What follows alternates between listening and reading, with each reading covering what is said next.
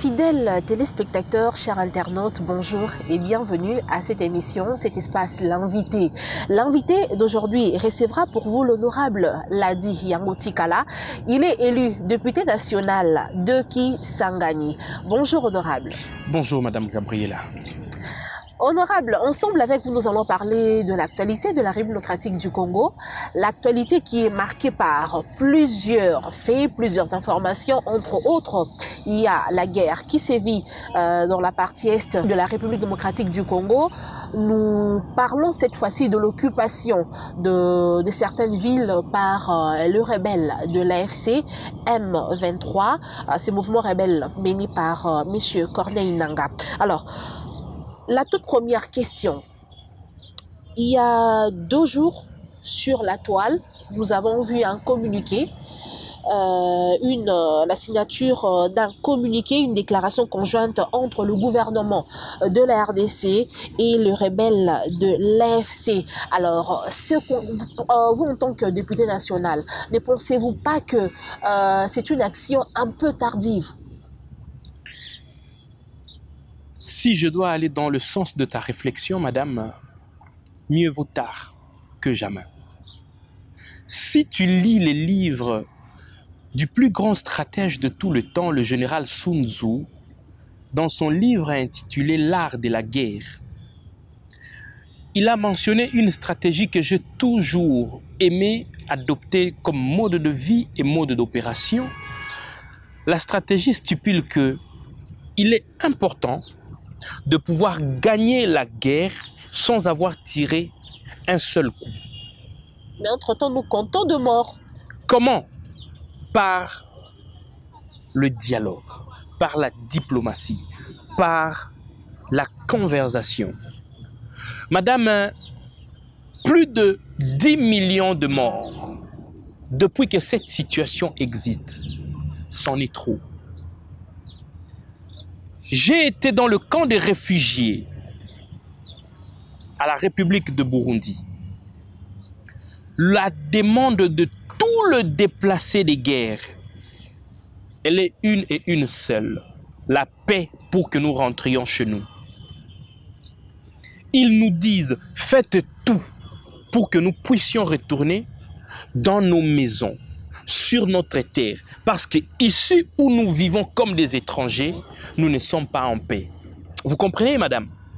Et lorsque la République démocratique du Congo délègue une équipe de négociateurs à Doha, c'est dans un seul objectif, celui de recouvrer la paix dans cette partie qui est déchirée par la guerre depuis plus de 30 ans. Madame, la guerre n'a pas de bons effets. Moi que tu vois ici, j'ai vécu la guerre de 6 jours. J'ai vécu la guerre de 1 jour. J'ai vécu la guerre de 3 jours. Et aujourd'hui, lorsque je visite le camp de réfugiés, je vois les séquelles de la guerre. Les enfants violés, les femmes violées.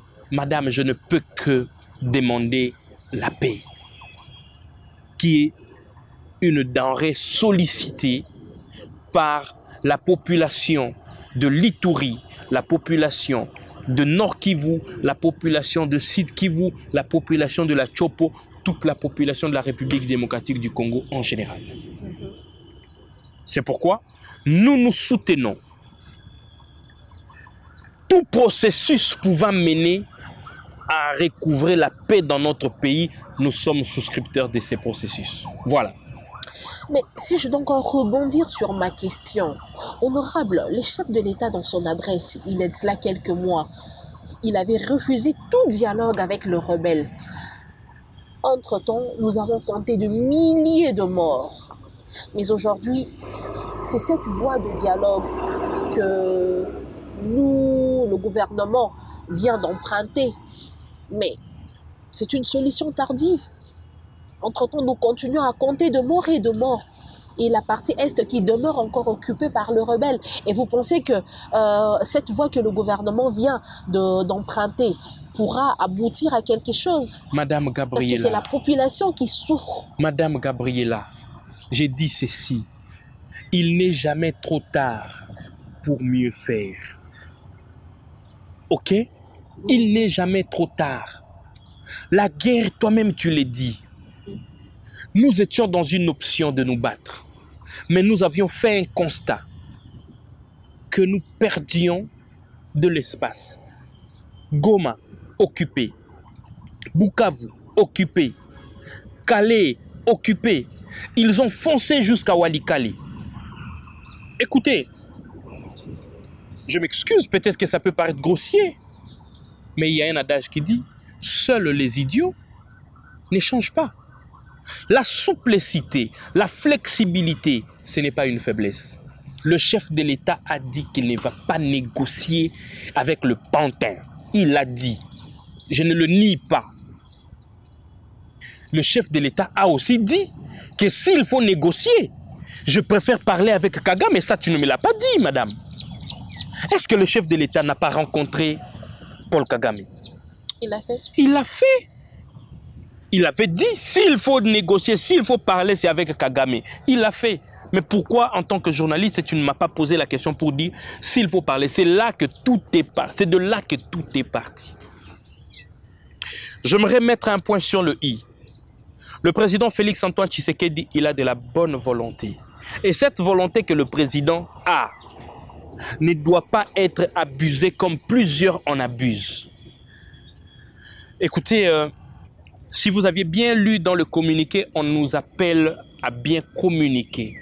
Je ne voudrais pas que ma communication puisse toucher à certaines sensibilités qui pourraient friser des déceptions. Je suis positif, je demeure positif, je préfère la paix pour que ces femmes qui sont violées, ces enfants qui sont sans abri, ces enfants aussi qui sont violés, retournent à l'école et que les cultivateurs cultivent, les éleveurs élèvent dans la paix. Alors, quelle est selon vous la prochaine étape que le gouvernement devra entamer? Puisque je ne suis pas du gouvernement, je me réserverai de ne pas poser, de ne pas répondre à une question qui ne pourrait peut-être pas rencontrer votre... Si c'était vous à la place. Écoutez, je suis parlementaire, je préférerais faire mon travail de parlementaire. Mon travail de parlementaire, c'est de légiférer, de contrôler, et je veux faire mon travail comme il se doit.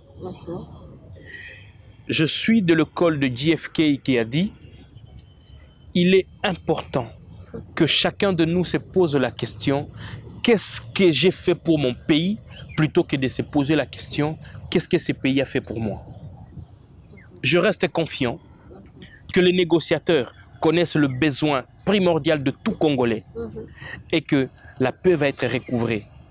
Les institutions légalement établies vont continuer à faire leur travail et le Congolais lambda va jouir de son appartenance dans cette république, dans ce pays qui est l'un des plus riches au monde.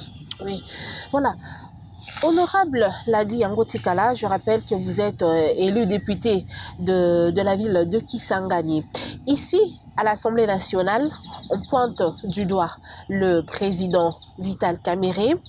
On dit qu'il est en train de protéger Matata Ponyo, l'honorable Matata Ponyo, qui devait se présenter à la Cour de cassation, si je ne me trompe pas, par rapport au dossier Bukanga Lonzo. Vous, en tant qu'élu, votre point de vue par rapport à ce dossier qui ne cesse de faire couler beaucoup d'encre et de salive? Madame Gabriela, on doit à un certain moment avoir pitié de Vital Kamerhe. S'il y a un Congolais qui a été vilipendé, insulté, dénudé, dépouillé de tout honneur, c'est Vital Kamerhe. Mais il est resté homme d'État. Ne fût-ce que pour cette attitude-là, à un moment, on doit avoir pitié de lui. C'est un père de famille. Savez-vous l'honneur que Kamerhe a perdu? Je ne suis pas de l'UNC, je suis président d'un parti politique, Action de volontaires pour la relève patriotique, mais j'ai mise sur l'honneur. Je ne peux pas, même le Christ a dit, ce que tu ne veux pas que l'on te fasse, ne le fais pas aussi à l'autre. Dire que Kamere est en train de protéger Matata Ponyo, c'est faux. Écoutez, je venais de te dire tantôt que Kamere, c'est un homme d'État. Et un homme d'État a des réserves. S'il y a des gens qui respectent la procédure, Kamere en est parmi. Et cette Assemblée nationale telle que vous êtes en train de les voir, si les choses sont en train de marcher encore comme ça marche, c'est à cause de la clairvoyance de l'honorable Vital Kamere. Parce que le collègue Matata Ponyo est dans un procès Bukanga Lonzo. Oui. Où la cour dit, lui impute avoir détourné 80 millions de dollars. Ok? Oui. Le procès avait commencé quand Matata Ponyo était sénateur. Et à l'époque, je fus aussi sénateur. La cour a requis la levée de l'immunité de l'honorable Matata Ponyo. Le Sénat a refusé. Et lors de vacances parlementaires, on a levé les immunités de Matata Ponyo sur un dossier qui était la zaïrianisation. Nous devons rester légalistes. Est-ce qu'actuellement on est en train de poursuivre Matata Ponyo sur dossier zaïrianisation ou dossier Bukanga Lonzo? Ça, c'est une chose. La deuxième de choses, à l'époque, Matata Ponyo, sénateur, la cour l'a lâché, il a battu campagne, il s'est fait élire député national. Du moment qu'il est élu député national, il est couvert de nouveau par une immunité. Et on dit que le procès continue. Oui, le procès continue, mais face à qui? Face à quelqu'un qui est immunisé. Qu'est-ce qu'il faut faire? La moindre des choses, c'est de respecter la procédure qui est celle de demander à l'Assemblée nationale de lever des immunités du citoyen Matata Ponyo pour que la Cour puisse le poursuivre. Hier, la Cour avait fait la demande de la levée des immunités du collègue Nicolas Kazadi. L'Assemblée nationale l'avait fait. Est-ce que nous nous étions opposés? Pourquoi la Cour refuse cette fois-là de suivre la même procédure? Ça, c'est une chose. Mais s'il faudrait que l'on reste dans le principe du droit, cette même Cour a dit qu'elle n'était pas compétente. Écoutez, la loi dit: les arrêts de la Cour ne font objet d'aucun recours. Je suis médecin. Et là, je veux laisser ma casquette de médecin. Je laisse ma casquette de parlementaire. Je reste citoyen congolais, chrétien, croyant, pratiquant. Je lance un message aux membres de la Cour, comme citoyen congolais, chrétien. Je sais que dans cette cour, il y a les serviteurs de Dieu. Et que Dieu nous demande d'être justes. Ne fût-ce que pour la justice de Dieu que vous êtes en train de prêcher chaque dimanche sur chair. Très cher Père spirituel, avec tout le respect que je vous dois, le dossier de Matata Ponyo, je ne vois en rien en quoi ça représente un danger. Moi, en tant que citoyen, je dis ici en tant que citoyen congolais, je ne vois en rien en quoi Matata Ponyo représente un danger. Je dis en rien. D'ailleurs, les laisser libres crédibilise davantage notre régime. Et moi, je suis du régime. Mais on parle je suis de l'union sacrée. S'il te plaît, Madame Gabriela, nous sommes face à une question de l'unité territoriale. Je suis un tshisekediste, je le dis, je m'assume. Le président de la République a lancé un appel à l'unité patriotique. Mais honorable, c'est quoi la relation entre détournement de millions de dollars, l'argent qui aurait servi à des Congolais, Madame Gabriela, et l'unité nationale? La toute première question que tu m'as posée, c'était celle de négociation pour le recouvrement de la paix dans notre pays. Le pays a besoin de la paix. Ok? Oui. C'est une équation de détournement de fonds. Le recouvrement de la paix aussi, c'est une autre équation. Mais entre ces deux urgences, qu'est-ce qui est plus urgent? Entre recouvrer le 80 millions que l'on prétend que Matata Ponyo a détourné et recouvrer la paix, qu'est-ce qui est plus primordial? Moi, je choisirais la paix. Je connais un tout petit peu le président de la République, son Excellence Félix-Antoine Tshisekedi. Il ne s'immisce pas dans le dossier juridique. Et c'est là que j'en appelle encore. Je sais que mon président, je sais que mon père, vous êtes un père spirituel pour qui j'ai beaucoup de respect. Avec tout l'amour que j'ai pour vous et le respect que j'ai pour la haute cour, sachant que vous êtes des serviteurs de Dieu, je vous appelle à faire un pas en arrière. Pour l'amour de Dieu, pour l'amour du pays, pour l'amour de l'unité. Le moment, il est très mal choisi, Madame Gabriela. Je dis bien, le moment, il est très mal choisi. Je ne suis pas en train de vouloir faire de la morale. Loin de moi l'intention de faire de la morale à la cour. Mais je pense que Matata Ponyo ne représente aucun danger pour le régime actuel. Je le dis et je m'assume. Voilà, puisque vous parlez du gouvernement de l'Union sacrée, il y a de cela quelques semaines que le conseiller spécial du chef de l'État en matière de sécurité, Excellence Emirande, qui avait entamé des consultations politiques en vue de la formation d'un gouvernement d'union nationale, proposition rejetée par certains de l'opposition. On n'a pas vu Matata Ponyo, on n'a pas vu Fayulu venir à ces consultations. Alors, certaines langues diraient que c'est un acharnement contre Matata Ponyo, le fait d'avoir refusé à cette invitation. C'est leur droit le plus légitime de penser à ce qu'ils veulent. C'est leur droit, quand je dis leur droit de penser à ce qu'ils veulent, ceux qui disent que c'est un acharnement, c'est leur droit le plus légitime de penser à ce qu'ils veulent. Mais aussi, c'est le droit de M. Fayulu, c'est le droit de M. Matata de ne pas se présenter aux consultations. C'est leur droit. Écoutez, s'il y a un parti politique où règne la démocratie, c'est au sein de l'UDPS. Au sein de l'UDPS, même un citoyen lambda, il prend la parole pour s'opposer au secrétaire général, pour s'opposer au président de la République. Ça, c'est la démocratie. Et cette liberté-là, elle est accordée à tout citoyen.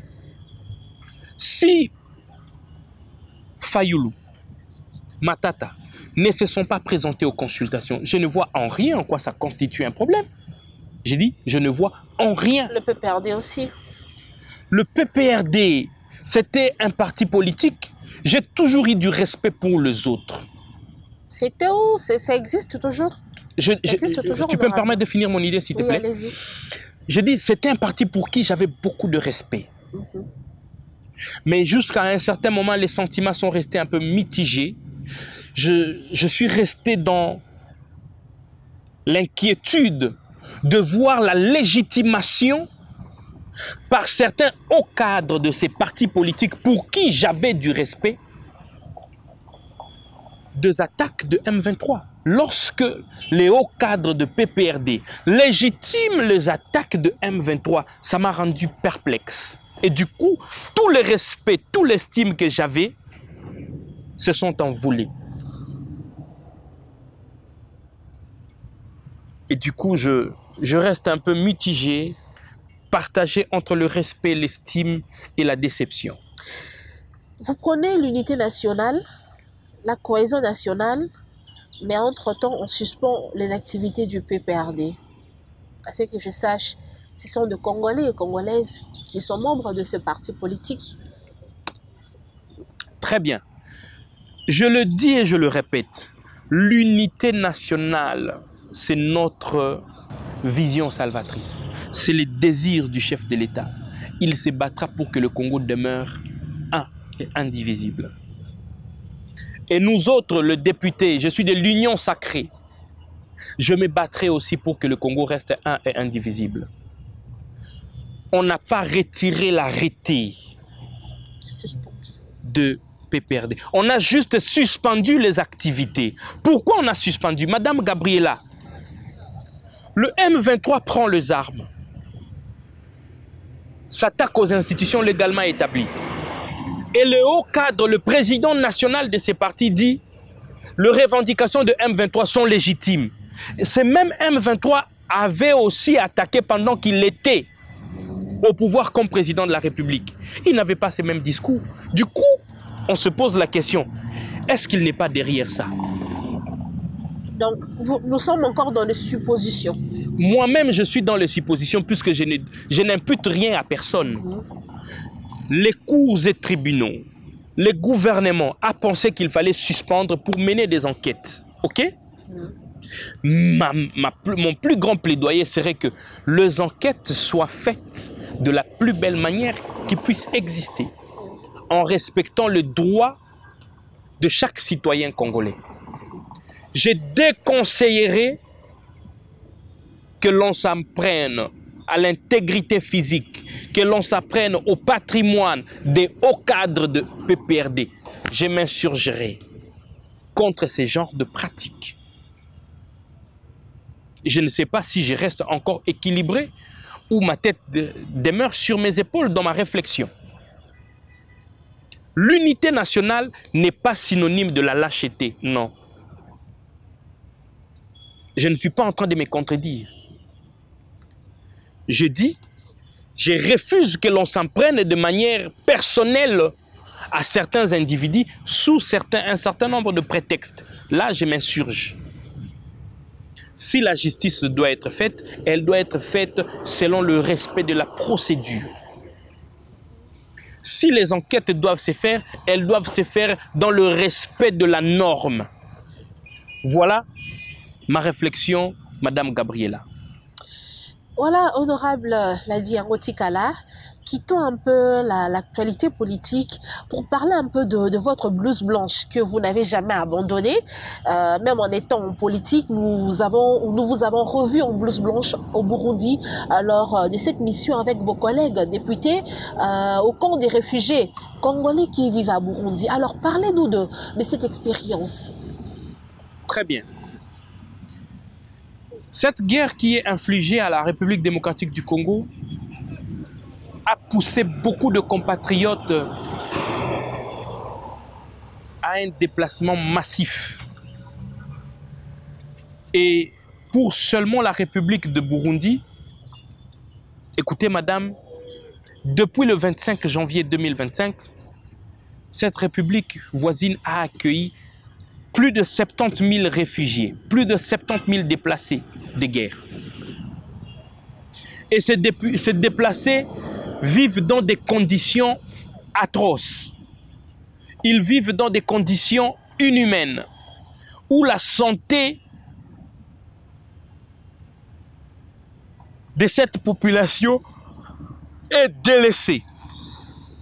Et je pense qu'il est important de pouvoir dire ce que nous sommes allés faire. Le président de l'Assemblée nationale a réuni les députés nationaux, médecins de formation, et leur a dit, est-ce que vous ne pouvez pas rendre visite à vos frères et sœurs congolais qui sont en déplacement? Les députés médecins que nous sommes, nous avons répondu volontiers et nous nous sommes déplacés vers la République burundaise pour apporter les soins de santé à nos frères, à nos compatriotes qui sont dans le besoin. Et arrivé au Burundi, nous nous sommes rendus dans le camp de réfugiés. Nous avons vu les conditions dans lesquelles ils sont. Les soins de santé qui est cette denrée tant recherchée dans cette partie où sont gardés le déplacé congolais. C'est amer à boire. Vous avez soigné combien de citoyens congolais? 2800 Congolais. En 7 jours, wow. C'est pris en charge. Mais 2800 sur les 70 000, ça représente quoi? Une goutte d'eau dans l'océan. Oui. Même pas 10%. Même pas 5%. 3%. À peine 3%. les besoins, il est là. Les enfants souffrent de malnutrition. Les femmes enceintes sont en train de mourir parce qu'il n'y a pas de suivi prénatal. Et même en postnatal, il y a des contaminations de nouveau-nés qui meurent après accouchement. Il y a l'émergence de l'épidémie de rougeole, Choléra. Épidémie de choléra, le maladie liée à la consommation d'eau souillée, les maladies hydriques. Alors comprenez avec moi, madame, que le mal, il est très profond et qu'il a fallu qu'une équipe de médecins congolais, députés, puisse descendre dans le camp de réfugiés, palper du doigt la réalité. Et en y arrivant, les réfugiés nous disent, ici où nous sommes, lorsque vous avez mal à la tête, lorsque vous faites la diarrhée, on vous donne 2 comprimés de paracétamol. Wow. Il manque même à manger. Et un cas qui est resté patent pour moi, c'est lorsque j'ai accueilli une dame avec ses 2 enfants qui sont venus en consultation. Et la dame, elle s'est plainte en disant, ma fille de 9 ans a été violée. Mon fils de 5 ans a aussi été violé. Un garçon. Je dis bien mon fils. La fille de 9 ans a été violée. Le garçon de 5 ans a aussi été violé. Et elle-même, la maman, elle en a bénéficié aussi. Elle a aussi été violée. Madame Gabriela, cette population a besoin de la paix. S'il y avait la paix, ces enfants ne seraient pas violés. S'il y avait la paix, ces femmes ne seraient pas violées. S'il y avait la paix, ils ne se seraient pas déplacés pour aller dans des camps de réfugiés. La paix dépasse tout. Et même le Christ, lorsqu'il devait partir, il a dit, je ne vous laisserai pas seul, je vous enverrai un consolateur, l'Esprit Saint, qui vous apportera la paix du cœur. Et lui-même, le Christ, il est appelé le prince de la paix. Nous devons prêcher la paix. La population congolaise vivant dans la partie Est a besoin de la paix. Le Congolais en général ont besoin de la paix, Madame Gabriela. Et chaque Congolais doit faire en sorte que la paix soit prêchée partout. Au lieu de nous diviser entre nous, au lieu de nous attaquer les uns contre les autres, nous devons privilégier la paix comme mode d'accession au pouvoir. Et nous devons nous atteler à la consolidation de la paix au lieu de prendre les armes, de s'entretuer pour accéder au pouvoir. Voilà. Je dénonce cette génération de politiciens qui privilégient la guerre comme mode d'accession au pouvoir, au lieu de s'atteler à la paix et à sa consolidation. Vous avez été reçu par Madame la Première ministre, cette délégation de députés qui revenait tout fraîchement du Burundi, du camp des réfugiés. Alors, quelles ont été ses impressions, la Première ministre? La Première ministre, elle était très contente. Très contente de voir des Congolais conscients, patriotes, se déplacer vers leurs frères qui sont en souffrance. Elle a beaucoup apprécié. C'est là la complicité interinstitutionnelle. Nous sommes parlementaires, nous nous sommes rendus vers l'Assemblée nationale, qu'est-ce que j'ai dit, vers la primature, pour montrer à la Première ministre que le président de l'Assemblée nationale nous a envoyé, nous avons fait. Et vous aussi, en tant que membre du gouvernement, comprenez que nous sommes prêts à vous aider au-delà même de nos prérogatives qui sont celles de légiférer, de contrôler et de voter de loi. Mais il y a eu un déficit communicationnel juste quelques jours avant votre départ pour le Burundi, parce qu'on a l'opinion a lu autre chose que ce que vous venez en train de dire, que un groupe de députés de l'Assemblée nationale allait se faire soigner au Burundi. Madame Gabriela, le Congolais que nous sommes, nous aimons le polémique. Et nous avons préféré nous taire face à ces polémiques. Les Congolais, ils ne voient que la tache noire sur la chemise blanche.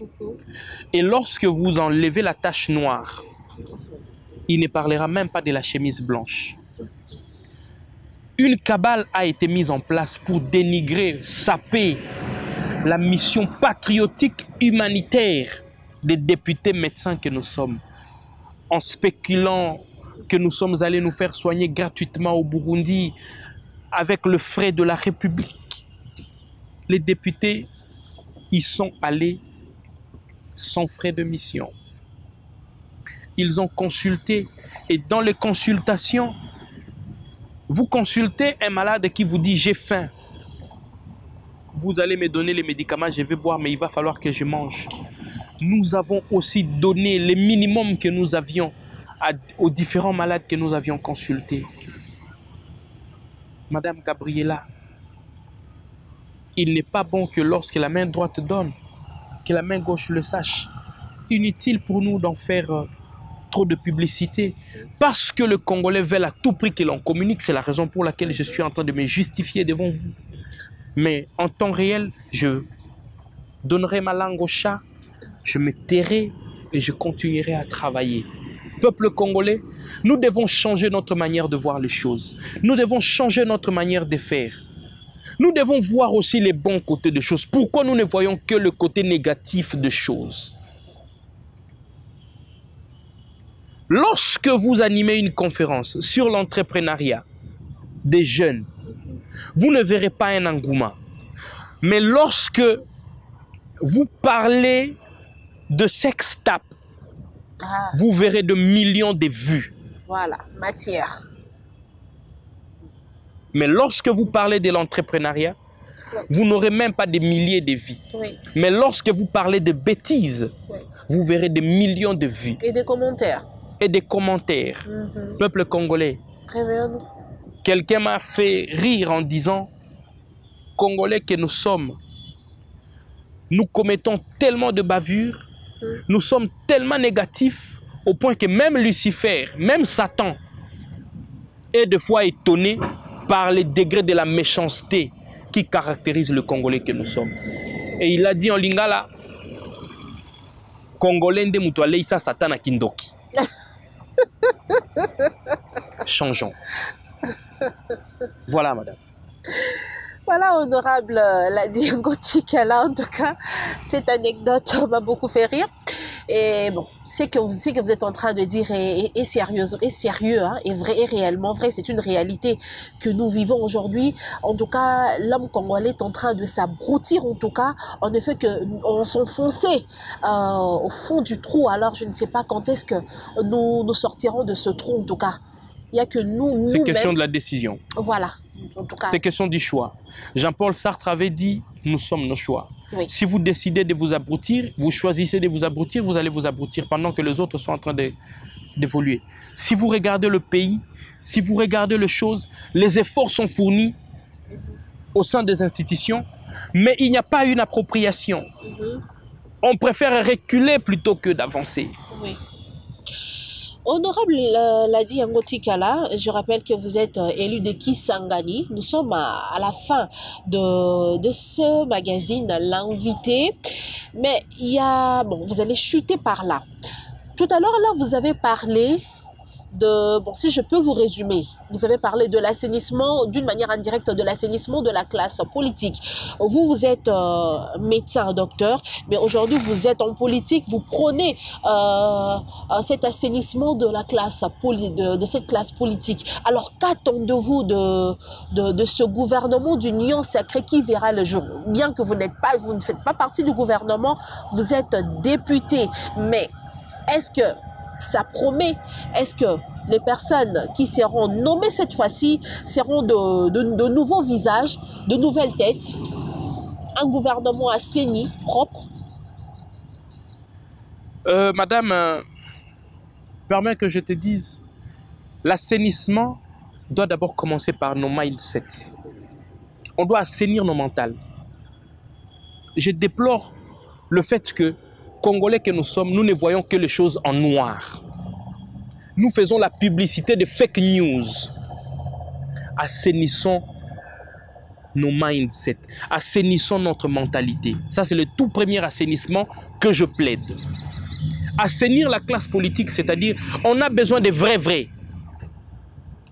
Pas de tantôt plutôt. Des gens qui veulent réellement l'émergence de la nation. Et là, vous allez m'excuser, je vais citer de noms de gens. Allez-y. Les gens comme le ministre Mwindo Nzangi Butondo, c'est un travailleur. Les gens comme Doudou Fwamba, c'est un bosseur. Je ne saurais pas m'étaler sur tous les autres ministres. Liaou, le VPM, c'est un bosseur. Nous avons besoin des travailleurs et non de flatteurs qui cherchent à montrer aux gens ou aux chefs qu'ils sont en train de travailler pendant que dans le fond, ils ne travaillent pas. Par exemple, qui? Je ne veux pas citer le nom, ça risque d'être... Je cite le nom en positif. Ce qui est négatif, je préfère ne pas le faire parce que ça risque d'être pris pour une insulte.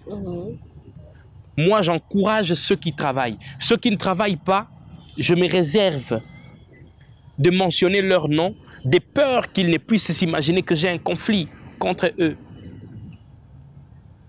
Madame, le président de la République a besoin de marquer son passage. Le 2 mandats, il a besoin de le marquer en lettres d'or. Il a besoin de poser les jalons.